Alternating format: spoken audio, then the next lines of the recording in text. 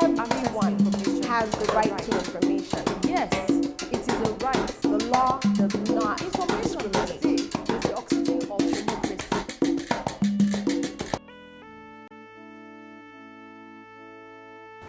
Hi, welcome to the 8th episode in the series of Understanding the Freedom of Information Act, brought to you by the Right to Know R2K Nigeria. When you apply for information from a public institution, what do you expect to happen? You may say it's either a yes or no, right? Stick with us in the next 3 minutes and learn from our experience. In this episode, we will briefly take you through the various kinds of responses to expect when you apply for information from a public institution under the FOI Act and possible avenues to seek redress. In addition, I will highlight some success stories of people who have used the Act.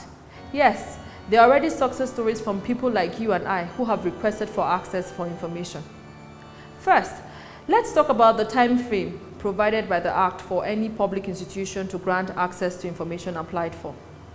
The Act provides that a public institution must grant access to a request for records or information within a time limit of 7 days. Note, 7 days, not 7 working days.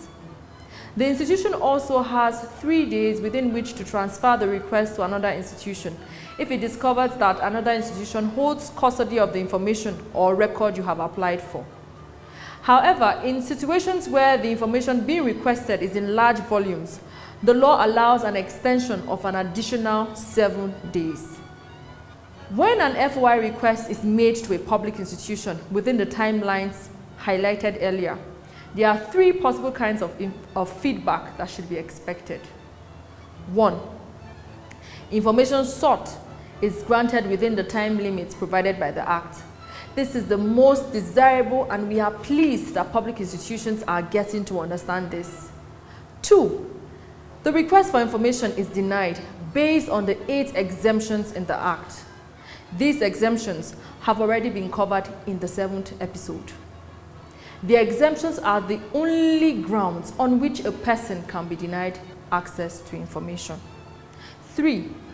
The public institution is silent about your request and does not respond. This situation is referred to as a deemed refusal. The interesting bit about this law is that if you are faced with a situation in which your request was denied or you did not get a feedback from the public institution to which you applied, the Act allows you 30 days within which to sue the public institution before a high court to review the FOI application. However, if you do not want to go through the court systems, you can take your complaint to the National Human Rights Commission. As a precaution, it is important to note that while making your FOI application, to include a notice of your intention to sue if your application is not granted within the time limit as provided by the law. Giving this notice in advance is to comply with the mandatory 30-day notice of intentions to sue some public institutions, especially government institutions.